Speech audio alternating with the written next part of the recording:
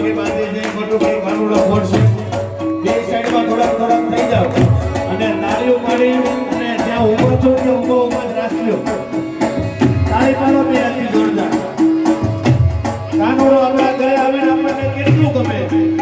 એ ભાવથી તાળી પાડો તમને કાનુડો ગમતો હોય તમારા ઘરે કાનુડો આવે અને એમ ભગવાન વાર કરે એવા તમે કેટલા રાજી થાવ એટલી તાળી પાડો રાજી ન થાવ એટલો પાડતા બરાબર એમ થાય ભગવાન આવ્યા મન ન